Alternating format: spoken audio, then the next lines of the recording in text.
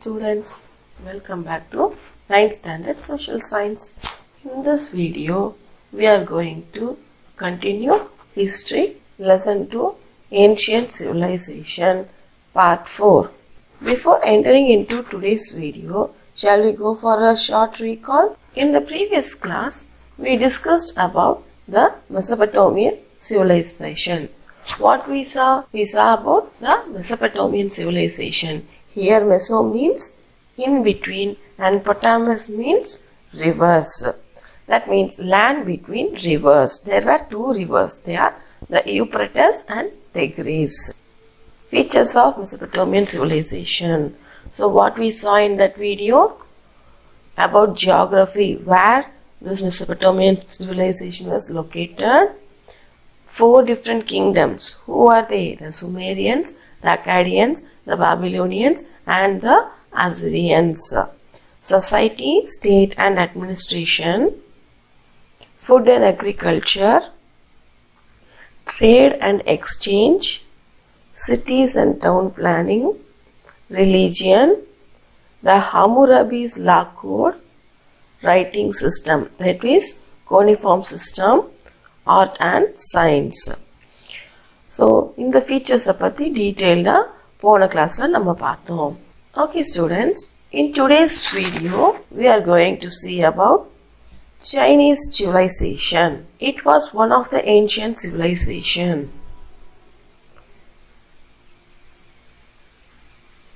In China, there were 2 important rivers founded.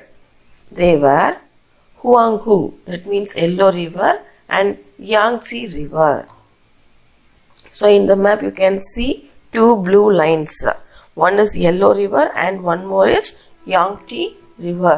So this region we call it as Chinese civilization. The Yellow River is known as the sorrow of China since it changed its course and caused frequent floods. So இந்த Yellow River அடிக்கடி தன்னுடைய பாதையை மாத்திக்கிட்டே இருக்கும். அதுவும் இல்லாமல் அதிகப்படியான வெள்ளப்பெருக்கு அடிக்கடி நடக்கிறதுனால இதை நம்ம சாரோ ஆஃப் சைனா அப்படின்னு சொல்றோம். Even more man. Evidence for the prehistoric pre-king man and Yuno man exist in China. So சுமார் 7 lakhs to 2 lakhs periods timeல சைனால பீக்கிங் மேன் யுவனோ மேன் இருந்ததுக்கான எவிடன்சஸ் கிடைச்சிருக்கு. ஸோ இந்த பிக்சர் உங்களுக்கு தெரியுது இல்லையா? 1.7 million years ago these people were lived. அப்புறம் 4500 BC to 3750 BC பீரியட்ல Neolithic communities சைனால வாழ்ந்திருக்காங்க. சைனால எல்லோ ரிவர் பக்கத்துல ஹெனன் ப்ரோவின்ஸ்னா மாகாணம்னு சொல்லுவாங்க இருந்ததாகவும் யாங்ஸி ரிவர் வேலியில பீப்புள் வாழ்ந்திருக்கணும்னு எவிடன்ஸ் கிடைச்சிருக்கு. சைனால நிறைய சிட்டி ரூலர்ஸ் இருந்ததாகவும் லேட்டர் எல்லாம் ஒன்னா சேர்க்கப்பட்டு ஒரு பெரிய எம்பையர் உருவாயிருக்கு. Polity and emperors. We will going to see about the important kings. Shi Huangdi அவரை குவின் ஷி ஹுவாங் அப்படின்னு சொல்லுவாங்க. Which means the first emperor. So in the Qin Shi Huangdiங்கிறவர் தான் Chinese Empireக்கு first emperor. He founded the Qin or Qin dynasty. This emperor had the title Son of Heaven. He is considered to be the first emperor of China. The period between 221 and 206 BC is known as the Imperial Era in China. So இவரோட period 221 BCல இருந்து 206 BC வரைக்கும் சைனாவோட imperial எரா, அதாவது பேரரசு காலம் அப்படின்னு சொல்றாங்க.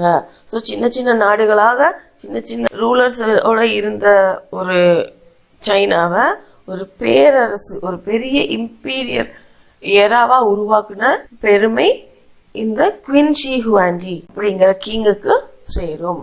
He conquered other principalities in 221 BC and remained the emperor till 212 BC.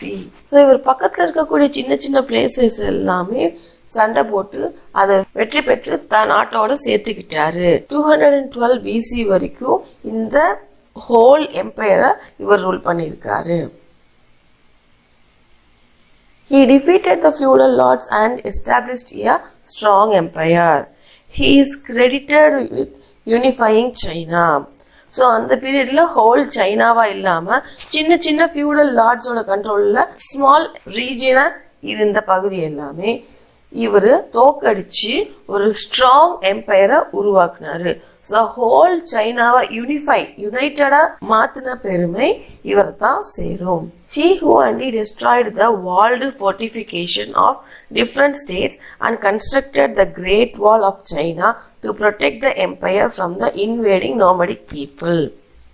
So இப்போ மற்ற ஃபியூடல் லார்ட்ஸ் எல்லாம் தோக்கடிச்சார் இல்லையா, ஸோ அவங்க கட்டி இருக்கக்கூடிய பெரிய பெரிய கோட்டைகள் மதில் சுவர்களை எல்லாத்தையுமே மொத்தமா டெஸ்ட்ராய் செஞ்சுட்டு ஒரு ஹியூஜ் கிரேட் வால் கட்டினாரு. அதாவது இது வந்து ஒரு பெரிய நீளமான மதில் சுவர்னு சொல்றாங்க.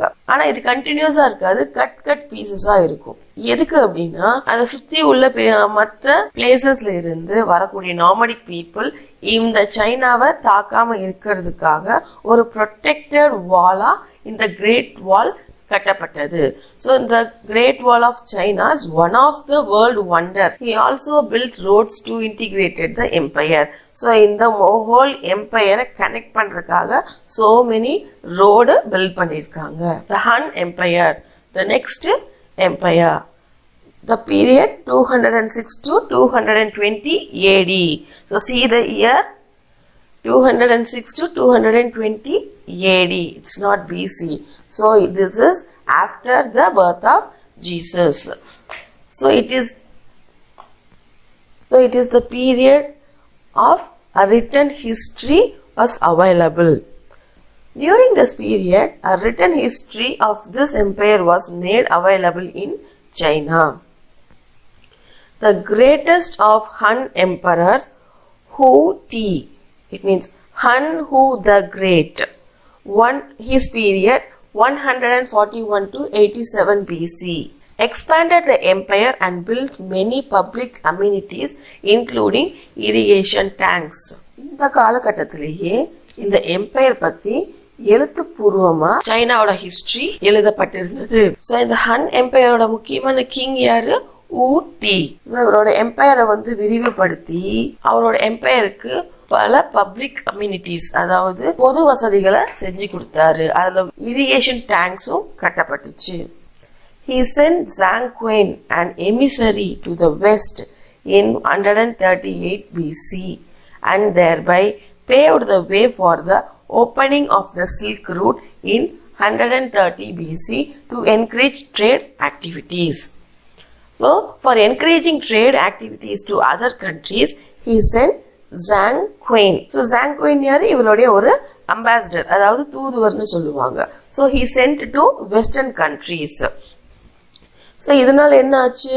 So western countriesக்கு இவங்க ஒரு சில்க் ரூட்டை ஓபன் பண்ணாங்க. அதாவது சைனால இருந்து அதர் கண்ட்ரீஸுக்கு லேண்ட் வழியாகவும் சீ ரூட் வழியாகவும் அவங்களோட சில்க் ப்ராடக்ட்ஸை ட்ரேட் பண்றதுக்கு யூஸ் பண்ணிக்கிட்டாங்க. So you can see this map. In this, that red line is the land route of the Silk Road and the blue line is the sea route for silk trade. Okay, this we call the Silk Road from China to other places. This red line we can see, no, this is Silk Road. Because of the Silk Road and the resultant trade connections, China benefited immensely during the rule of Emperor Zheng. So இந்த silk road மூலியமா என்ன நடந்துச்சு? So சைனால இருந்து அவங்களுடைய silk எல்லாமே மற்ற கண்ட்ரீஸ்க்கு trade பண்றதுக்கு இது ரொம்பவே ஒரு யூஸ்ஃபுல்லா இருந்துச்சு. ஸோ இதனால சைனா ரொம்பவே நன்மை அடைஞ்சாங்க. எந்த பீரியட்ல? எம்பரர் ஜங் பீரியட்ல 75 to 88 AD. Chinese silk was much sought after by the Romans during the time of the Roman Emperor Marcus Aurelius in 166 AD. So Europe கண்ட்ரில ரோம் இருக்கு இல்லையா, ஸோ ரோமன்ஸுக்கு இந்த சைனீஸ் சில்க் வந்து ரொம்ப பிடிச்சது. ஸோ அதனால Roman encourage the silk trade. எந்த பீரியட்ல? During the period of Marcus Aurelius. Is a Roman emperor. So he encouraged China for the silk trade.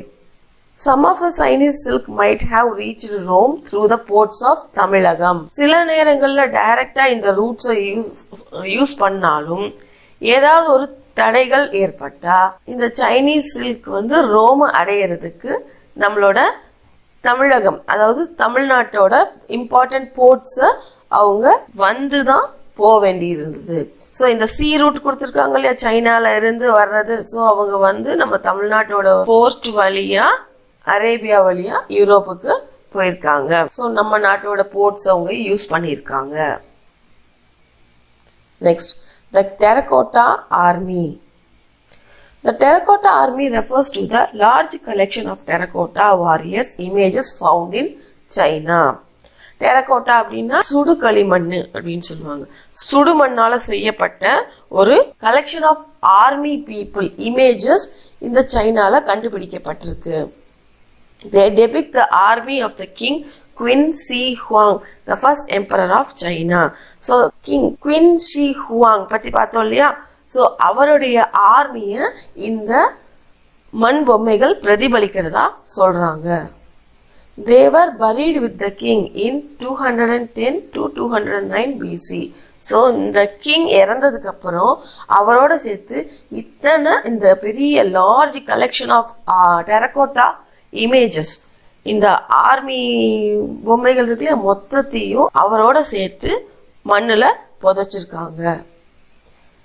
They are found at the northern foot of Lishan Mountain, 35 kilometers northeast to Xi'an, Shaanxi province, as the part of mausoleum of the king. So இது எங்க காணப்பட்டிருக்கு அப்படின்னா லிஷான் மவுண்டெயினோட நார்த்தையும் ஃபுட்ல இருந்து 35 kilometres north east of ஷிவான், அதாவது Changi மாகாணத்துல இந்த கிங்கோட கல்லறையில இது கண்டுபிடிக்கப்பட்டிருக்கு. Philosophy and literature. Chinese poets and philosophers such as Lao Tzu, Confucius, Mencius, Moti, it means Motsu, and Tao Chian contributed to the development of Chinese civilization. So Chinese civilization la irundha important philosophers yarna Lao Tzu, Confucius, Mencius, Moti and Tao Chian. So இவங்க period of time என்ன 365 to 427 AD. Important book Art of War was written by Sun Tzu. He is a military strategist. The Spring and Autumn Annals is the official chronicle of the state at the time. So on the period la official chronicle இருந்தது the Spring and Autumn Annals. The Yellow Emperor's Canon of Medicine is considered China's earliest written book on medicine. So மெடிசனுக்காக ஒரு book China பீரியட்ல எழுதியிருக்காங்க. அதுக்கு பேர் என்ன? Canon of Medicine. It was codified during the time of Han Dynasty. So முதல்ல இது குறிப்புகளாக வச்சிருந்தாங்க. இதை ஹன் டைனாசிட்டி பீரியட்ல தான் முழுமையா கோடிஃபை பண்ணப்பட்டிருக்கு. ஒரு கோடடா, ஒரு வரைமுறையா செய்யப்பட்டிருக்கு. Lao Tzu period 604 to 521 BC was the master archive keeper of Zhou state. He was the founder of Taoism. He argued that desire is the root cause of all evils. So Lao Tzu யார் அப்படின்னா Zhou டைனாசிட்டியோட master archive கீப்பரா இருக்காரு. அதாவது இந்த முக்கியமான ஒரு எம்பையரோட முக்கியமான documents எல்லாம் store பண்ண வைக்கக்கூடிய பிளேசஸா இருக்கும் இல்லையா, அதனுடைய ஆர்ச்சிவ் கீப்பரா இருந்தவர். He founded Taoism. ஸோ இவர் என்ன சொல்றாரு? Desire is the root cause of all evils. So ஆசை தான் எல்லா துன்பங்களுக்கும் மெயின் காரணம் அப்படின்னு இவரு ஆர்கியூ பண்ணாரு. Confucius period 551 to 497 BC was famous among the Chinese philosophers. He was a political reformer. His name means Kung, the master. The Confuciusங்கிறதுல அதுக்கு பேர் Kung. குங்னா the master அப்படின்னு அர்த்தம். He insisted on cultivation of one's own personal life. He said one personal life is cultivated family life is regulated. And once family life is regulated, national life is regulated. So ஒருத்தருடைய personal life வந்து சீர்திருத்தப்பட்டால் அது மொத்த ஃபேமிலியவே regulate பண்ணும். Once அந்த family regulate ஆயிடுச்சு, ஒவ்வொரு family regulate ஆனாலே whole நேஷனும் regulate செய்யப்படும் அப்படின்னு சொல்றாரு. Mencius, period 372 to 289 BC, was another well-known Chinese philosopher. He traveled throughout China and offered his counsel to the rulers. So இவரு சைனால எல்லா பகுதிக்குமே வந்து டிராவல் பண்ணியிருக்காரு, பல மன்னர்களை பார்த்து அவங்களுக்கு நிறைய அறிவுரைகளை சொல்லியிருக்காரு. Chinese script. Chinese developed a writing system from an early time. Initially, it was a pictographic system and later it was converted into a symbol form. So, நம்ம மற்ற civilizations-லாம் பார்த்தோம் இல்லையா, ரைட்டிங் சிஸ்டம் இருந்துச்சு, ஹெலோகிராஃபிக் சிஸ்டம் இருந்துச்சு, கோனிஃபார்ம் சிஸ்டம் இருந்துச்சு. அது போலவே சைனீஸ்லேயுமே writing system இருந்தது. ஸோ இயர்லியர்லி இது பிக்டோகிராஃபிக் சிஸ்டமாக இருந்தது. லேட்டர் என்னவா மாறிச்சு, சிம்பிள் ஃபார்முக்கு இது மாற்றப்பட்டுச்சு. Contribution of the Chinese civilization. So Chinese civilizationல என்னென்னலாம் டிஸ்கவர் பண்ணாங்க. Writing system was improved. Invention of paper, இவங்க தான் பேப்பரை இன்வென்ட் பண்ணாங்க. Opening of silk road. Invention of gun powder, துப்பாக்கிக்கு யூஸ் பண்ணுவோம் இல்லையா கன் பவுடர், இதை வந்து இன்வென்ட் பண்ணதும் சைனீஸ் தான். Students, I hope you understood about Chinese civilization. So Chinese சிவிலைசேஷன்ல பத்தி நம்ம என்ன பார்த்தோம், சைனீஸ் சிவிலைசேஷன்ல 2 இம்பார்ட்டன்ட் ரிவர்ஸ் இருக்குன்னு பார்த்தோம். ஹுவாங்ஹூ அண்ட் யாக்டின்னு பார்த்தோம். பொலிட்டி எம்பரர்ஸ் பார்த்தோம். இதுல Shi Huangdi founder of the Chinese civilization அப்படிங்கிற பார்த்தோம். நெக்ஸ்ட் ஹன் டைனாஸ்டி பத்தி பார்த்தோம். கிரேட் வால் பத்தி பார்த்தோம். டெரகோட்டா ஆர்மி பத்தி பார்த்தோம். பிலாசபி அண்ட் லிட்டரேச்சர்ல யார் யார் பத்தி பார்த்தோம், லாவோ ட்சூ, கான்ஃபியூசியஸ் பத்தி பார்த்தோம் அண்ட் மென்சியஸ் பத்தி பார்த்தோம். நெக்ஸ்ட் சைனீஸ் ஸ்கிரிப்ட பத்தி பார்த்தோம். So I hope I understood. So next we are going to see the next civilization, Indus Valley civilization. So Indus Valley civilizationங்கிறது நம்ம இந்தியாவுக்கு பக்கத்துல, அதாவது இந்தியா பாகிஸ்தான் பக்கத்துல இருந்த ஒரு ஏன்ஷியன்ட் சிவிலைசேஷன். ஸோ இதை பத்தி டீட்டெயில்டா இந்த வீடியோல பார்ப்போம். Indus civilization. The Indus civilization, also known as the Harappan civilization, covers an area of over 1.5 million square kilometers in India and Pakistan. Its main concentration was in the regions of Gujarat, Pakistan, Rajasthan and Haryana. So students, இப்பதான் India Pakistan அப்படின்னு பிரிச்சு வச்சிருக்காங்க. On civilisation period டைம்ல எல்லாம் India தனியா பாகிஸ்தான் கிடையாது. So this is a region around Gujarat, Pakistan, Rajasthan and Haryana. So இந்த ரீஜியனை தான் இண்டஸ் சிவிலைசேஷன் அப்படின்னு சொல்றோம். ஏன், வெரி இம்பார்ட்டன்ட் ரிவர் இண்டஸ் இந்த இடத்துல இருக்கு. ஸோ இந்த ரீஜன்ல இருக்கக்கூடிய ஒரு சிவிலைசேஷன் செட்டில்மெண்ட்டை தான் நம்ம வந்து இண்டஸ் சிவிலைசேஷன் அப்படின்னு சொல்றோம், because of river Indus. But it is also known as Harappan civilization. ஏன், ஸோ இந்த பகுதியில் ஃபர்ஸ்ட் கண்டுபிடிச்ச சிட்டி எதுன்னா Harappa. So it is called as Harappan civilization. So this Indus Valley civilization was bounded in the north, Sortigai, அதாவது ஆப்கானிஸ்தான்ல இருக்கு, சோர்டிகைல ஆரம்பிச்சு. In the east, Alamgirpur, Uttar Pradesh in India.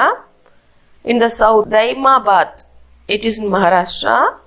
In the west, Sutka Jendor, it is in Pakistan-Iran border. So these are the boundaries of Indus Valley civilization. So this is the extent of Indus Valley civilization. Planned towns.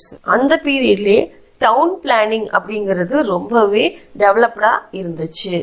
So you can see this map. This is Indian map, but this left side you can see the important cities. This area we call it as Indus Valley civilization.